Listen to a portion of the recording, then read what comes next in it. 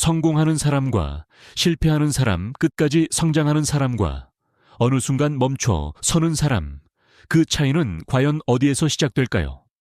저는 평생 이 질문을 붙잡고 살아왔습니다. 대구의 작은 상점에서 시작해 공장과 사무실, 그리고 수많은 현장을 걸으며 정말 많은 사람을 보았습니다. 학력이 뛰어난 사람도 있었고 기술이 탁월한 사람도 있었으며 누구보다 성실하게 일하는 사람도 있었습니다. 그러나 시간이 흐를수록 저는 하나의 분명한 사실에 도달하게 되었습니다. 성공의 차이는 능력이 아니었습니다. 학력도 아니었고 노력의 양조차 아니었습니다. 그 차이는 훨씬 더 이전, 아직 사람이 어릴 때 집에서 어떤 말을 들으며 자랐는가에서 시작되고 있었습니다. 오늘 하루를 잠시 떠올려 보십시오. 아침에 아이에게 어떤 말을 건네셨습니까? 서두르며 던진 말, 무심코 내뱉은 한숨 저녁 식탁에서는 어떤 대화가 오갔습니까? 그 말을 지금 정확히 기억하고 계십니까? 저는 공장을 돌며 사람을 볼 때 어떤 이는 첫 인상만으로도 이 사람은 믿을 수 있겠다는 느낌이 들었고 어떤 이는 특별한 이유 없이 언젠가 문제가 생기겠구나 하는 묘한 직감이 들었습니다. 놀랍게도 그 직감은 거의 틀린 적이 없었습니다. 그리고 그들의 가정을 찾아가 부모를 만났을 때 모든 것이 분명해졌습니다. 아이의 말투 속에는 부모의 말이 그대로 스며 있었고 아이의 사고방식 속에는 부모의 생각이 그대로 살아 있었습니다. 그때 저는 확신하게 되었습니다. 사람은 사회에서 만들어지는 것이 아니라 가정에서 이미 완성되어 나온다는 사실을 말입니다. 많은 부모들이 이렇게 말합니다. 우리 아이는 아직 어려서요.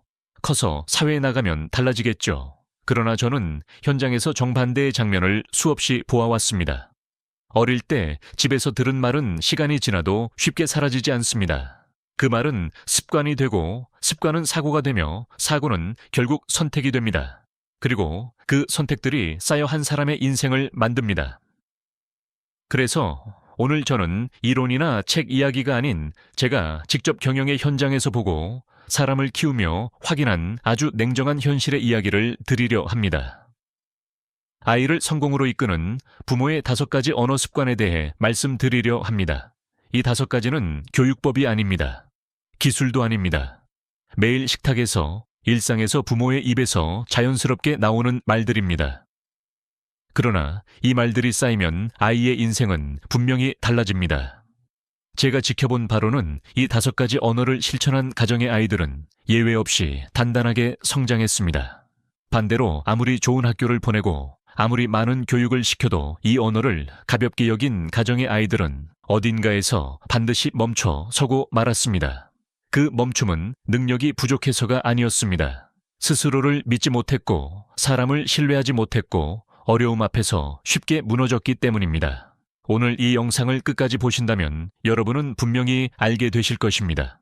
아이의 미래를 바꾸는 말이 도대체 무엇인지, 그리고 아마 스스로에게 이렇게 묻게 될지도 모릅니다. 나는 정말 제대로 말하고 있었는가?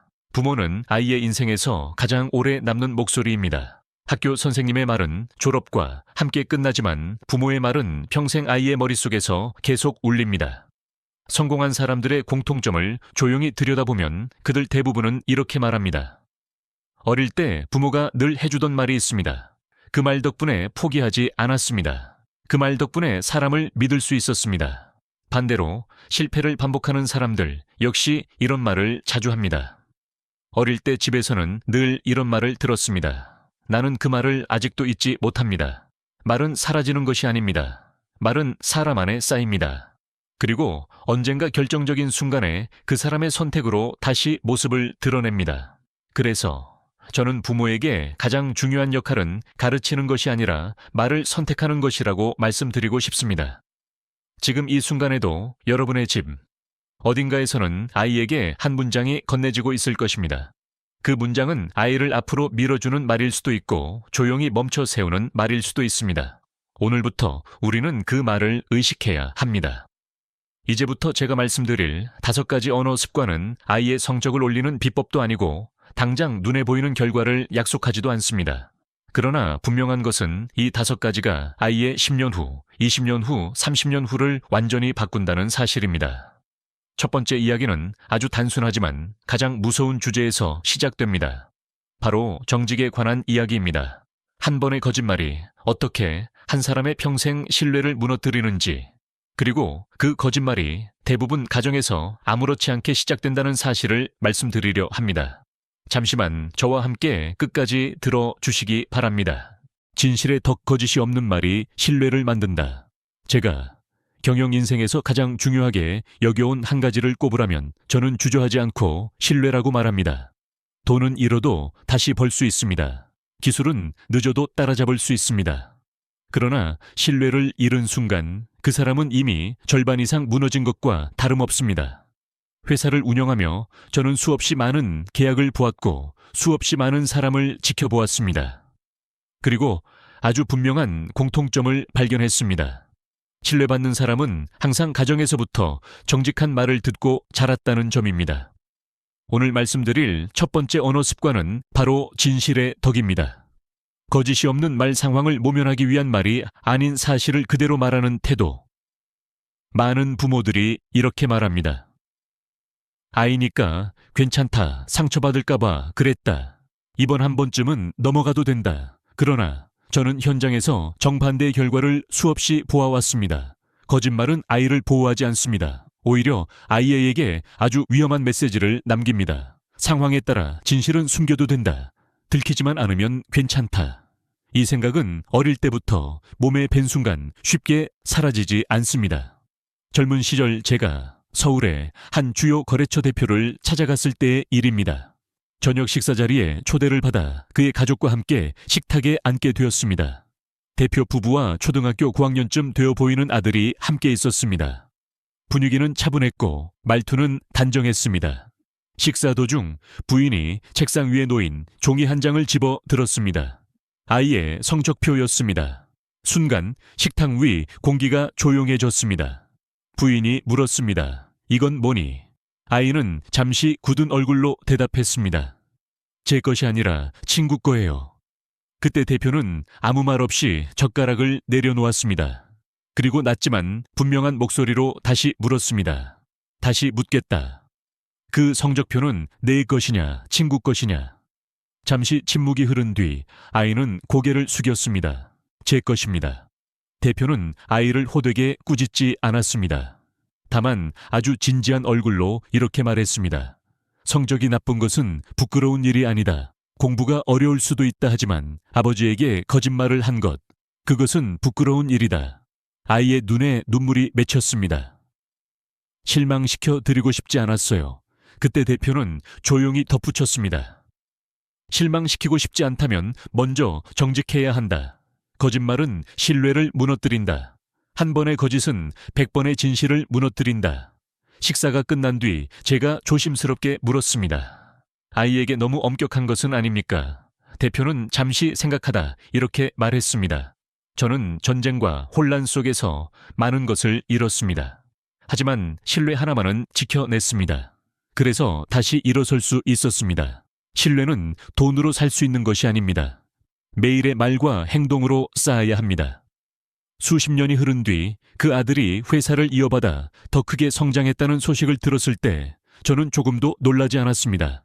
반대로 정반대의 경우도 분명히 보아왔습니다. 삼성에서 일하던 한 직원이 있었습니다. 능력도 뛰어나고 일 처리도 빨랐습니다.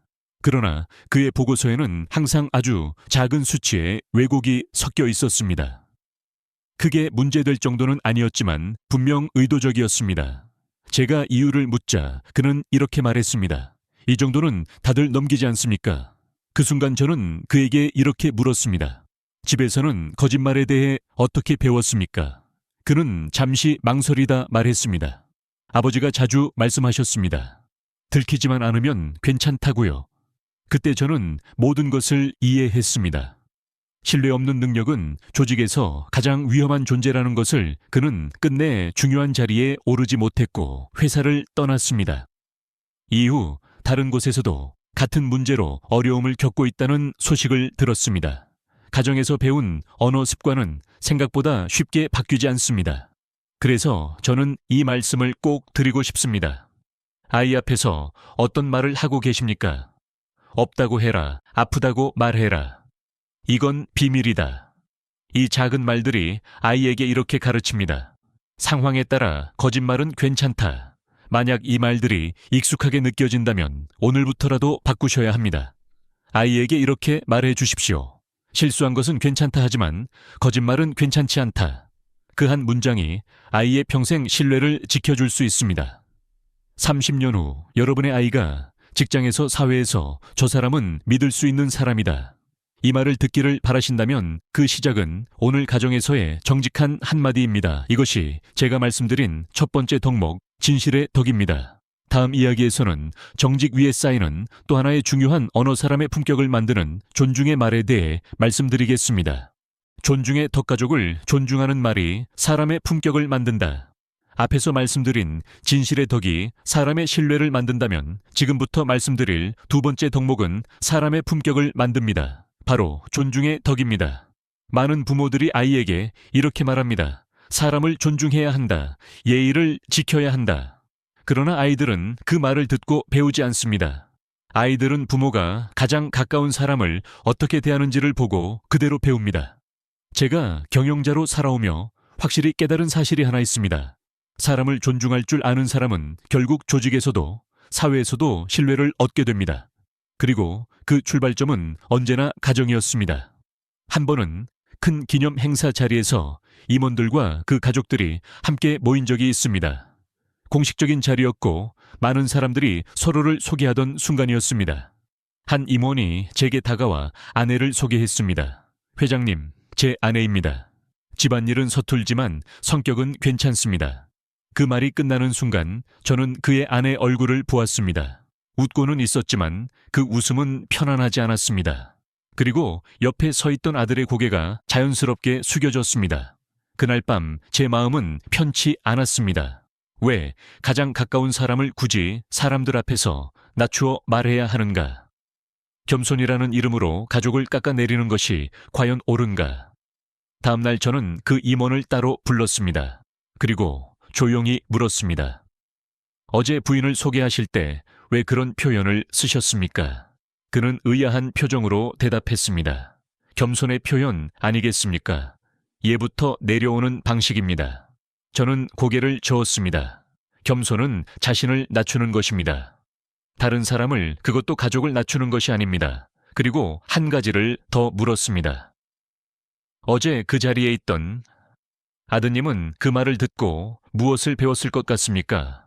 그는 그제야 말문이 막힌 듯 서 있었습니다. 저는 분명히 말했습니다. 아이들은 설명하지 않아도 배웁니다. 아버지가 어머니를 그렇게 대하는 모습을 보며 언젠가 자신도 그렇게 해도 된다고 배울 것입니다. 그의 얼굴이 창백해졌습니다. 그건 원치 않습니다. 그렇다면 오늘부터 바꾸십시오. 사람들 앞에서 부인을 소개할 때 단 하나라도 좋은 점을 먼저 말하십시오. 몇 주 뒤 그는 다시 저를 찾아왔습니다. 회장님. 말씀하신 대로 말을 바꾸었습니다. 집에서도 밖에서도 아내를 존중하는 표현을 쓰고 있습니다. 변화가 있습니까? 제가 묻자 그는 고개를 끄덕였습니다. 아내의 표정이 달라졌습니다. 그리고 아들이 제게 이렇게 말했습니다. 아빠 요즘 더 따뜻해졌어요. 그 말이면 충분했습니다. 그러나 더 인상 깊은 장면도 있었습니다. 한 번은 3대가 함께 사는 한 가정에 초대받은 적이 있습니다. 할아버지, 아버지, 손자가 한 식탁에 둘러앉아 있었습니다. 식사 중 할아버지가 아내를 소개하며 이렇게 말했습니다. 이 사람은 50년 동안 나를 지켜주었습니다. 오늘의 내가 있는 것은 모두 이 사람 덕분입니다. 할머니는 미소를 지으며 답했습니다. 이 사람은 단 한 번도 사람들 앞에서 저를 낮춘 적이 없습니다. 항상 고맙다고 말해 주었습니다. 그 집의 자녀와 손자들은 모두 반듯하게 자라 있었습니다. 그 비결을 묻자 할아버지는 이렇게 말했습니다. 나는 특별히 가르친 것이 없습니다. 그저 존중하는 모습을 보여 주었을 뿐입니다. 그때 손자가 말했습니다. 저도 커서 할아버지처럼 아내를 존중하는 사람이 되고 싶습니다. 저는 그 순간 확신했습니다. 존중의 말은 세대를 넘어 전해진다는 것을. 그래서 여러분께 묻고 싶습니다. 오늘 배우자에 대해 어떤 말을 하셨습니까? 아이 앞에서 어떤 표현을 쓰셨습니까? 사람들 앞에서 가족을 낮추는 말은 아이의 마음을 조용히 깎아냅니다. 만약 바꾸고 싶다면 방법은 어렵지 않습니다. 사람들 앞에서 배우자를 소개할 때 반드시 좋은 점 하나를 먼저 말하십시오. 아이 앞에서 배우자에 대한 불만은 말하지 마십시오. 필요하다면 두 사람만 있을 때 조용히 나누십시오. 아이들은 부모의 말을 통해 세상을 대하는 법을 배웁니다. 30년 후 여러분의 아이가 직장에서 가정에서 사람을 존중할 줄 아는 어른이 되기를 바라신다면 그 시작은 오늘 여러분의 말입니다. 이것이 제가 말씀드린 두 번째 덕목 존중의 덕입니다. 다음 이야기에서는 불평 대신 감사의 말을 쓰는 가정이 왜 끝내 무너지지 않는지 그 이유에 대해 말씀드리겠습니다. 감사의 덕 불평. 대신 감사의 말을 쓰는 가정은 다시 일어선다. 앞에서 말씀드린 진실의 덕과 존중의 덕이 사람의 기초와 사람의 품격을 만든다면 지금부터 말씀드릴 세 번째 덕목은 사람이 무너졌을 때 다시 일어설 수 있는 힘을 만듭니다. 바로 감사의 덕입니다. 저는 이 덕목을 가장 강하게 확신하고 있습니다. 그 이유는 단순합니다. 저 자신이 그리고 제가 보아온 수많은 사람들이 이 덕목 덕분에 끝내 무너지지 않았기 때문입니다. 전쟁 직후 나라 전체가 가난과 혼란 속에 있던 시절이었습니다. 내일을 장담하기 어려웠고 오늘을 버티는 것조차 쉽지 않았습니다. 회사 역시 언제 무너져도 이상하지 않은 상황이었습니다. 그 무렵 한 직원의 집을 방문한 적이 있습니다. 형편은 매우 어려웠습니다. 저녁상에는 밥과 국, 소박한 반찬 몇 가지가 전부였습니다. 그러나 그날 제가 본 장면은 오래도록 잊히지 않았습니다. 식사를 시작하기 전 아버지가 이렇게 말했습니다. 오늘도 가족이 무사히 모여 앉을 수 있음에 감사하자. 어머니가 이어 말했습니다. 이 어려운 때에도 따뜻한 밥을 먹을 수 있으니 참 고맙다. 아이들은 밝은 목소리로 말했습니다. 잘 먹겠습니다. 그 순간 저는 깜짝 놀랐습니다. 이토록 힘든 상황에서 왜 이 집에는 절망 대신 온기가 남아있는가? 식사 후 제가 조심스럽게 물었습니다. 이렇게 어려운데도 어떻게 그렇게 밝게 지내십니까? 아버지는 잠시 생각하다 이렇게 말했습니다. 불평을 한다고 상황이 나아지지는 않습니다. 하지만 감사의 말을 하면 마음이 바뀝니다. 마음이 바뀌면 행동이 바뀌고 행동이 바뀌면 결국 미래가 달라집니다. 그 말은 제 가슴에 깊이 남았습니다. 현실이 힘들수록 말은 더 밝아야 한다는 뜻이었습니다. 그로부터 많은 시간이 흐른 뒤 그 집의 아들은 회사에서 중요한 역할을 맡게 되었습니다. 어느 날 큰 손실이 발생한 어려운 프로젝트가 있었습니다. 팀원들의 얼굴에는 낙담이 가득했습니다. 그때 그는 이렇게 말했습니다. 오늘 우리는 실패한 것이 아닙니다. 잘 되지 않는 방법을 하나 배운 것입니다. 이 경험 덕분에 다음 선택은 더 정확해질 것입니다. 그 말 한마디에 팀원들의 어깨가 다시 펴졌습니다. 저는 그 모습을 보며 생각했습니다. 아버지의 말이 그대로 아들의 말이 되었구나. 그러나 정반대의 경우도 분명히 보아왔습니다. 회사에서 늘 불평을 입에 달고 사는 직원이 있었습니다. 일이 많다, 보수가 적다, 환경이 나쁘다, 언제나 불만이 먼저 나왔습니다. 우연히 그의 가정을 접할 기회가 있었고 그 이유를 곧 알게 되었습니다. 저녁 식탁에서 부모 역시 동네를 탓하고 세상을 탓하고 형편을 탓하고 감사의 말은 단 한마디도 들을 수 없었습니다. 그 환경에서 자란 아이가 세상에 대해 불평부터 배우는 것은 어쩌면 자연스러운 결과였을지도 모릅니다.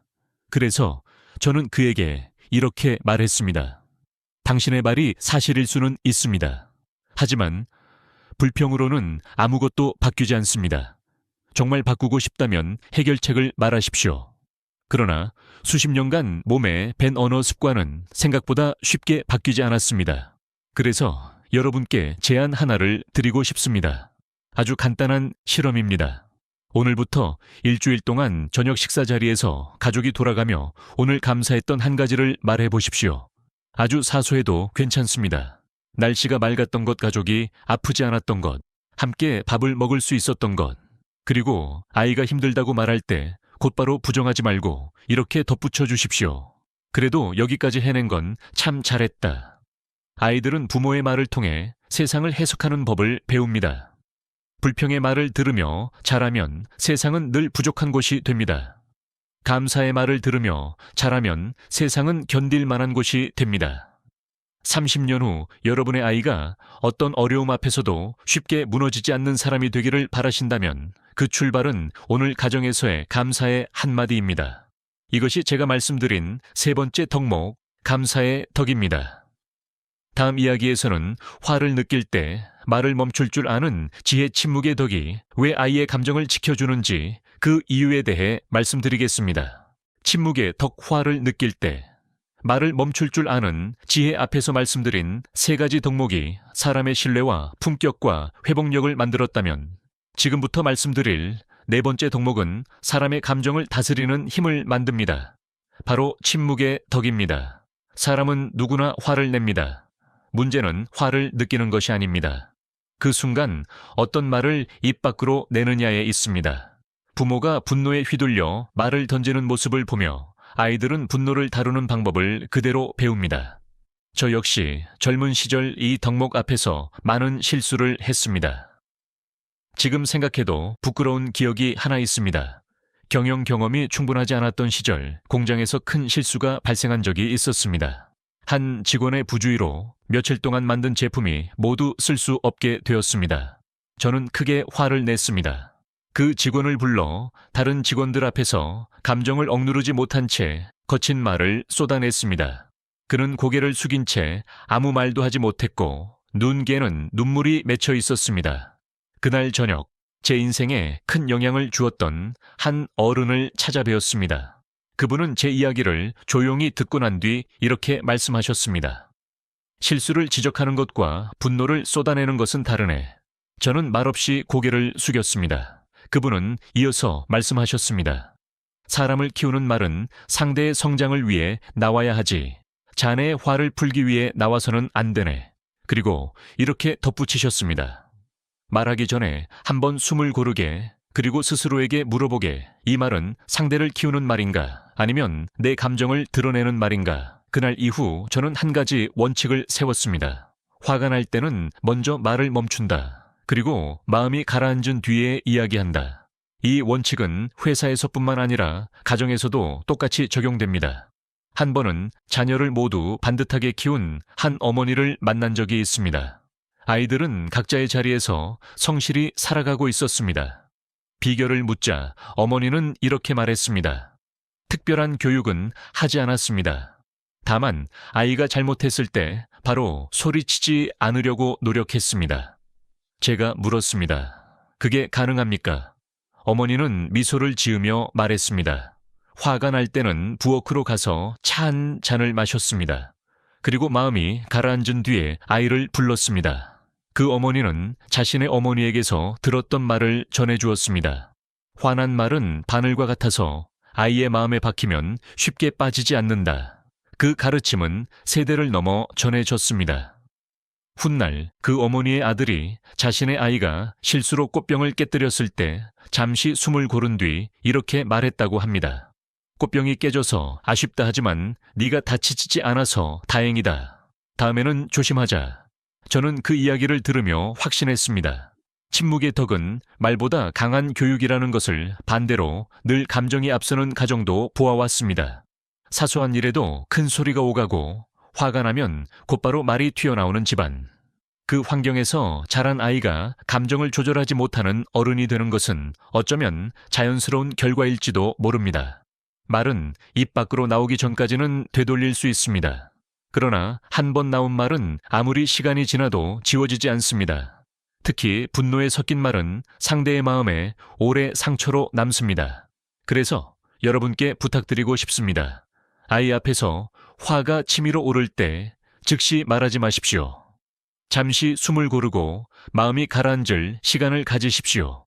그리고 스스로에게 이렇게 물어보십시오. 지금 하려는 말은 이 아이의 성장을 위한 말인가? 아니면 나의 화를 풀기 위한 말인가? 그 질문 하나가 아이의 마음을 지킬 수도 있고 깊이 상처 입힐 수도 있습니다. 30년 후 여러분의 아이가 직장에서 가정에서 감정을 조절할 줄 아는 어른이 되기를 바라신다면 그 출발은 오늘 부모가 보여주는 침묵의 순간입니다. 이것이 제가 말씀드린 네 번째 덕목 침묵의 덕입니다. 다음 이야기에서는 이 모든 덕목을 끝까지 지탱해주는 가장 현실적인 힘, 작은 약속을 지키는 말이 왜 평생의 신용을 만드는지에 대해 말씀드리겠습니다. 약속의 덕, 작은 약속을 지키는 말이 평생의 신용을 만든다.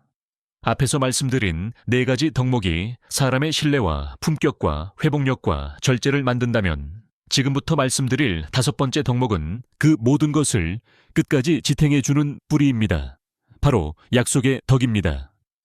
저는 긴 경영 인생을 통해 한 가지 사실을 확실히 배웠습니다. 큰 계약은 어느 날 갑자기 생기는 것이 아닙니다.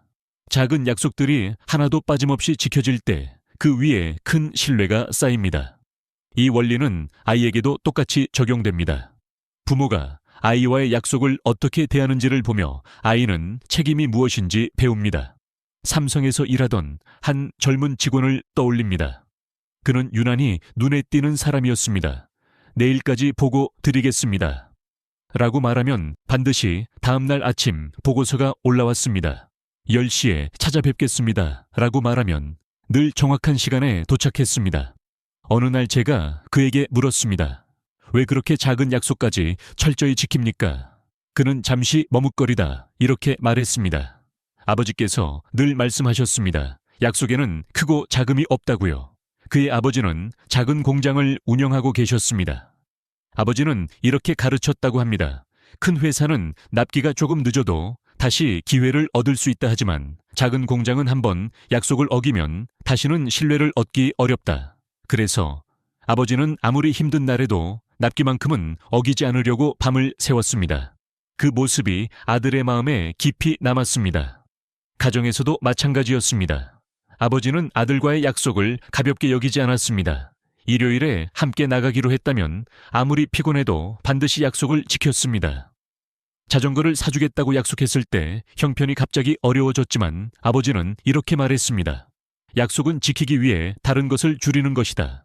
그 직원은 결국 중요한 책임을 맡게 되었고 사람들은 그를 믿고 일을 맡겼습니다. 저 역시 그를 신뢰할 수 있었습니다. 그러나 정반대의 경우도 분명히 있었습니다. 늘 약속을 미루는 직원이 있었습니다. 다음 주에 하겠습니다. 내일 연락드리겠습니다. 그러나 약속은 지켜지지 않았습니다. 제가 이유를 묻자 그는 이렇게 말했습니다. 바빴습니다. 깜빡 잊었습니다. 그래서 저는 다시 물었습니다. 그렇다면 왜 약속을 했습니까? 그는 잠시 침묵하다 말했습니다.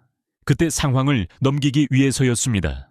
그 말을 듣는 순간 저는 그가 왜 신뢰를 얻지 못하는지 분명히 알 수 있었습니다. 이후 그의 가정을 접할 기회가 있었고 그 이유는 더욱 분명해졌습니다. 부모 역시 아이에게 다음에 사줄게, 조만간 하자라는 말을 아무렇지 않게 반복하고 있었습니다. 지켜지지 않는 약속이 일상이 되어 있었습니다. 그 환경에서 자란 아이가 약속을 가볍게 여기는 것은 어쩌면 자연스러운 결과였을지도 모릅니다. 그래서 저는 분명히 말씀드리고 싶습니다. 아이와의 약속을 절대로 가볍게 여기지 마십시오. 지킬 수 없을 것 같다면 처음부터 약속하지 않는 것이 낫습니다. 부득이하게 지키지 못하게 되었다면 반드시 먼저 사과하고 솔직한 이유를 설명하십시오. 그리고 아이와의 약속을 일의 약속처럼 기억하고 관리하십시오. 아이들은 부모의 행동을 통해 책임이 무엇인지 배웁니다. 작은 약속을 지키는 부모 밑에서 자란 아이는 사회에서도 약속을 지킬 줄 아는 사람이 됩니다. 그런 사람은 어디에 가든 결국 신뢰를 얻게 됩니다. 30년 후 여러분의 아이가 직장에서 가정에서 저 사람은 믿을 수 있다. 이 말을 듣는 어른이 되기를 바라신다면 그 시작은 오늘 아이와의 작은 약속 하나입니다. 이것이 제가 말씀드린 다섯 번째 덕목 약속의 덕입니다. 다음 이야기에서는 이 다섯 가지 덕목이 서로 어떻게 연결되어 한 사람의 운명으로 굳어지는지 그 전체 그림을 함께 정리해 보겠습니다. 언어가 운명이 되는 순간, 지금까지 다섯 가지 덕목을 차분히 살펴보았습니다. 진실의 덕, 존중의 덕, 감사의 덕, 침묵의 덕, 약속의 덕. 많은 분들이 이렇게 생각하실지도 모릅니다. 이 중에서 하나만 잘 지켜도 괜찮지 않을까? 그러나 제가 현장에서 확인한 사실은 조금 다릅니다. 이 5가지는 각각 따로 존재하지 않습니다. 하나라도 무너지면 나머지 역시 함께 흔들리기 시작합니다. 진실이 없으면 존중은 형식이 되고, 존중이 없으면 감사는 입에 붙지 않습니다. 감사가 사라지면 사람은 작은 실패에도 쉽게 분노합니다. 분노를 절제하지 못하면 침묵은 사라지고, 침묵이 없어진 말은 결국 약속을 가볍게 만듭니다. 이 흐름은 제가 수십 년 동안 사람을 보며 확인한 아주 냉정한 현실입니다. 그래서 저는 이 5가지를 덕목이 아니라 하나의 시스템이라고 부릅니다. 언어의 시스템, 사람을 만드는 내부 구조입니다. 이 구조가 단단한 사람은 위기가 와도 쉽게 무너지지 않습니다. 환경이 바뀌어도, 사람이 바뀌어도 중심을 잃지 않습니다. 반대로 이 구조가 허술한 사람은 아무리 좋은 기회를 얻어도 결정적인 순간마다 스스로 발목을 잡습니다. 저는 이런 장면을 수없이 보아왔습니다. 능력은 충분했지만 사소한 거짓으로 신뢰를 잃고, 말 한마디로 관계를 깨뜨리고, 분노에 휩쓸려 기회를 놓치고, 가벼운 약속으로 평판을 망치는 사람들, 그들은 대부분 이렇게 말했습니다. 왜 이렇게 일이 꼬이는지 모르겠습니다. 그러나 조금만 가까이 들여다보면 그 이유는 언제나 같은 곳에 있었습니다. 집에서 쓰던 말, 가정에서 배운 말, 그 말들이 아무 수정 없이 그대로 사회로 나와 있었기 때문입니다. 말은 습관이 됩니다. 습관은 사고를 만들고, 사고는 행동을 만들며, 행동은 평판을 만듭니다. 그리고 평판은 한 사람의 운명을 결정합니다. 그래서 저는 늘 이렇게 말해 왔습니다. 사람을 바꾸고 싶다면 환경을 바꾸기 전에 먼저 언어를 바꾸라고. 그 언어는 회사에서가 아니라 집에서부터 바뀌어야 합니다. 특히 식탁에서 오가는 말, 아이에게 무심코 건네는 말, 배우자에게 습관처럼 내뱉는 말, 그 말들이 아이에게는 세상을 해석하는 기준이 됩니다. 아이는 부모의 말을 통해 사람은 어떻게 대해야 하는지, 실수했을 때 어떻게 회복하는지, 약속은 얼마나 무거운지, 그 모든 것을 배웁니다. 그래서 가정에서의 말은 교육이 아니라 운명을 설계하는 도면과도 같습니다. 지금 여러분의 집에서는 어떤 언어가 흐르고 있습니까? 진실의 언어입니까? 존중의 언어입니까? 아니면 불평과 조급함과 변명으로 가득한 언어입니까? 이 질문은 불편할 수 있습니다. 그러나 불편한 질문을 피하면 불편한 미래가 반복됩니다. 아이의 인생을 정말 생각하신다면 오늘 하루 가정에서 오간 말을 조용히 돌아보시기 바랍니다. 그리고 마음에 걸리는 말이 있다면 내일로 미루지 마십시오. 오늘이 가장 빠른 날입니다. 다음 이야기에서는 많은 가정에서 아무 생각 없이 반복하는, 그러나 아이의 운을 조용히 갉아먹는 5가지 위험한 말버릇에 대해 말씀드리겠습니다. 혹시 지금 떠오르는 말이 있다면 그 말이 바로 다음 이야기의 시작일지도 모릅니다. 아이의 운을 갉아먹는 5가지 말버릇, 무심코 쓰지만 결과는 오래 남는다 앞에서 언어가 하나의 시스템이 된다고 말씀드렸습니다. 그 시스템이 단단하면 아이의 인생은 쉽게 흔들리지 않습니다. 그러나 아무 생각 없이 반복되는 몇 마디 말이 그 구조를 조용히 무너뜨리기도 합니다. 문제는 이 말들이 대부분 아기에서 나오지 않는다는 데 있습니다. 바쁘고 지치고 습관이 되어서 그저 입에서 먼저 나올 뿐입니다. 하지만 아이의 마음에는 그 말들이 그대로 남습니다.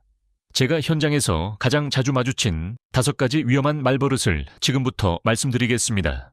첫 번째 말버릇, 없다고 해. 이 말은 가정에서 너무도 자주 쓰입니다. 전화가 오면 없다고 해. 누가 물으면 아프다고 말해. 부모에게는 상황을 넘기기 위한 말일지 모릅니다. 그러나 아이에게는 아주 분명한 메시지를 줍니다. 진실은 불편하면 숨겨도 된다. 이 말을 반복해서 들은 아이는 정직을 가치가 아니라 전략으로 배우게 됩니다.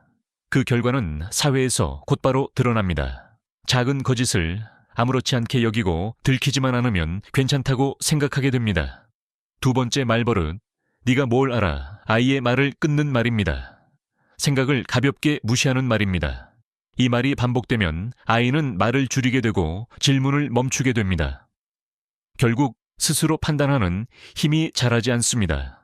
겉으로는 조용한 아이가 되지만 속으로는 늘 자신을 의심하는 어른이 됩니다. 3번째 말버릇, 다 남 탓이야. 힘든 일이 생길 때마다 세상을 탓하고 사람을 탓하는 말. 이 말은 아이에게 아주 편한 도피처를 만들어줍니다. 책임을 지지 않아도 되는 세계입니다. 그러나 그 대가는 혹독합니다. 문제가 생길 때마다 해결하지 못하고 항상 누군가를 원망하는 사람으로 자라게 됩니다.